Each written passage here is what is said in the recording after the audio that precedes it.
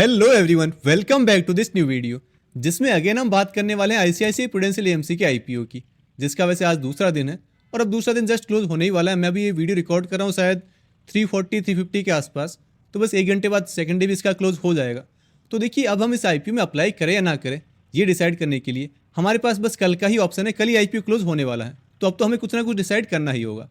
तो आज के इस वीडियो में हम इसी टॉपिक पर डिस्कस करने वाले हैं कि अब तक ये जो आईपीओ है कि कितना वो सब्सक्राइब हो चुका है, इसकी जीएमपी कितनी है यानी ग्रे मार्केट प्रीमियम कितना है, हम इसमें अप्लाई करें या ना करें, और मैंने इसमें अप्लाई ऑलरेडी कर दिया है, मैं करूंगा नहीं करूंगा वो भी मैं आपको आज के इस वीडियो में बता दूंगा। तो बस आप वीडियो के अंत तक बने रहें। तो सबसे पहले हम इसके सब्सक्रिप्शन की ही बात करें तो देखिए, अभी जिस टाइम में वीडियो रिकॉर्ड कर रहा हूँ इस टाइम तक इसका जो रिटेल पोर्शन है वो अभी भी अंडर सब्सक्राइब ही है। रिटेल पोर्शन फुली सब्सक्राइब नहीं हुआ है, जो कि होपफुली वैसे कल तक तो हो जाएगा, लेकिन यहाँ हमें ये इंडिकेशन मिल रहे हैं कि इसकी रिटेल कैटेगरी में काफ़ी ईजी अलॉटमेंट रहने वाले हैं, क्योंकि कल आप मैक्स मान लो 2, 2.5 या 3 गुना से ज़्यादा ये आईपीओ सब्सक्राइब नहीं होगा इसकी रिटेल कैटेगरी में। तो ऑब्वियस है कि 2 लोगों में से किसी एक को आईपीओ रिटेल पोर्शन में बहुत इजीली अलॉट हो जाएगा। तो यहाँ वो है ना कि अलॉटमेंट चांसेस काफ़ी ईजी रहने वाले हैं। और जो बाकी कैटेगरीज है वहाँ भी कोई बहुत ओवर सब्सक्रिप्शन हमें देखने को नहीं मिला स्टार्ट के 2 दिनों में। जो स्मॉल एचएनआई कैटेगरी है वो अब तक ओवर सब्सक्राइब हुई है 3.2 टाइम्स, जो कि वैसे उतना ज़्यादा नहीं है। बिग एचएनआई कैटेगरी इसकी 3 टाइम्स ओवर सब्सक्राइब हो चुकी है, और ये वैसे तो अमाउंट वाइज ओवर सब्सक्रिप्शन है, एप्लीकेशन तो इससे भी बहुत कम है। तो बिग एचएनआई कैटेगरी में भी काफ़ी इजी अलॉटमेंट हमें देखने को मिलने वाला है। और जो सबसे एक बना है कि हाई वाली कैटेगरी है शेयरहोल्डर्स कैटेगरी, उसमें भी बहुत ज़्यादा ओवर सब्सक्रिप्शन अब तक नहीं आया है। शेयरहोल्डर्स कैटेगरी से आईपीओ की 2.2 टाइम्स ओवर सब्सक्राइब हुई है जिस समय वीडियो रिकॉर्ड कर रहा हूँ 4 बजे के आसपास। बाकी हो सकता है थोड़ा बहुत सब्सक्रिप्शन और बढ़ जाए डे एंड तक, और कल हमें थोड़ा बहुत सब्सक्रिप्शन इसमें और देखने को मिल जाएगा, क्योंकि कल मोस्टली लोग अप्लाई करने वाले इसमें सब लोग हुए ना कि जीएमपी का और लास्ट अपडेट का वेट कर ही रहे हैं। तो कल थोड़े ठीक ठाक अमाउंट इसमें लगने वाला है।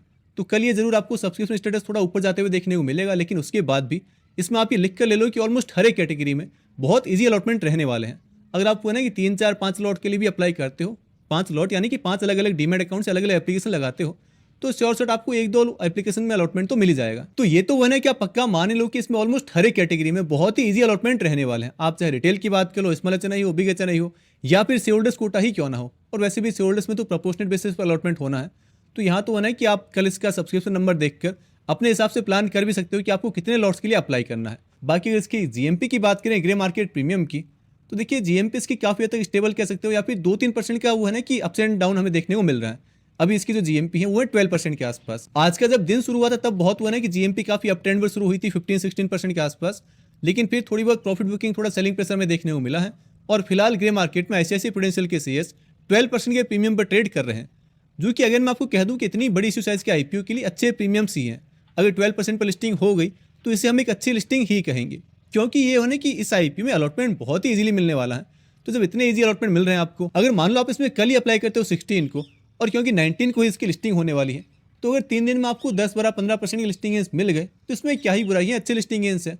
और वैसे तो अगर किसी आईपीओ की जीएमपी 10-12% के आसपास हो तो जनरली ऐसे आईपीओज को हम अवॉइड कर देते हैं, लेकिन क्योंकि ये इतनी बड़ी इश्यू साइज का आईपीओ, इतनी ईजी अलॉटमेंट इसमें मिलने वाला है, तो यहाँ 10-12% जीएमपी एक अच्छी जीएमपी हम इसको कह सकते हैं, अच्छे प्रीमियम हम इसको कह सकते हैं।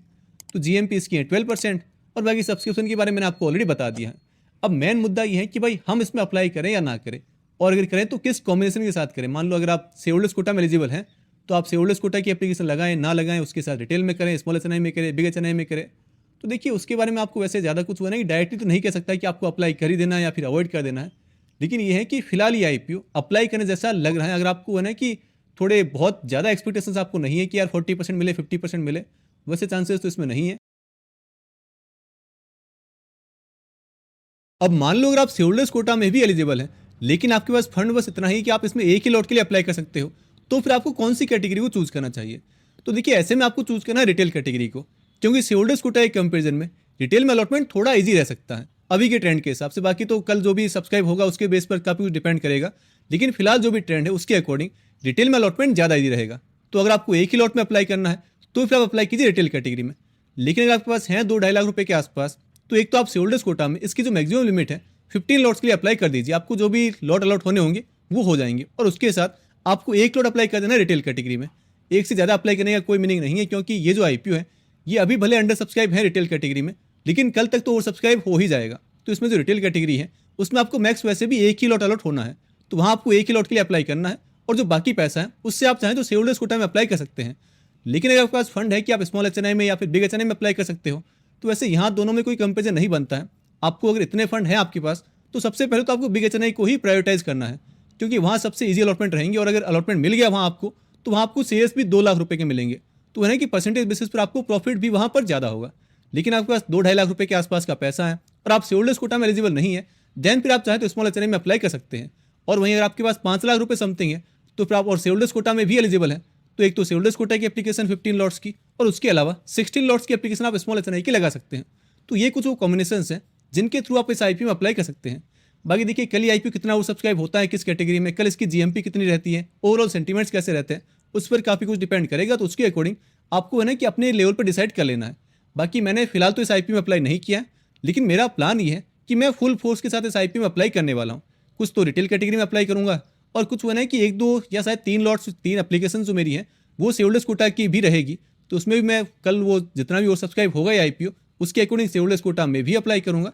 और इसके अलावा एक प्लान मेरा ये भी है कि एक आध एप्लीकेशन में स्मॉल एचएनआई में भी लगा दूँ, क्योंकि वो ना कि आज दिन तक मुझे कभी स्मॉल एचएनआई का अलॉटमेंट नहीं मिला है। होपफुली ये आईपीओ बहुत बड़ी इशू साइज का है, अलॉटमेंट ईजी रहेंगे तो शायद स्मॉल एचएनआई अलॉट हो जाए। और एक वीडियो भी पेंडिंग है स्मॉल एचएनआई का, तो शायद वो वीडियो भी बन जाए और थोड़े बहुत प्रॉफिट भी बन जाए। तो उस वो कि उस सोच के साथ मैं इसमें शायद स्मॉल एचएनआई एप्लीकेशन भी लगा दूँ।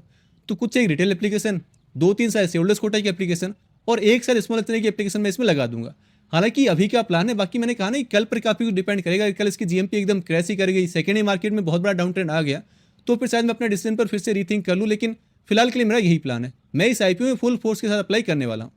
तो वैसे तो यही सब कुछ था। बाकी आपने इस आईपीओ में अब तक अप्लाई किया है या फिर नहीं किया है, अगर किया है तो किस कैटेगरी में अप्लाई किया है ये आप नीचे कमेंट बॉक्स में जरूर बता दें।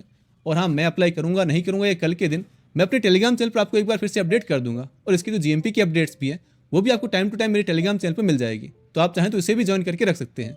हमारी फिर मुलाकात होगी अगली वीडियो में, तब तक के लिए इस आईपीओ में शेयर होल्डर्स कोटा के अराउंड अगर आपको कुछ भी डाउट है तो मैंने इस पर एक डिटेल वीडियो ऑलरेडी बना रखा है, जो कि आप यहाँ एंड स्क्रीन पर क्लिक करके देख सकते हैं।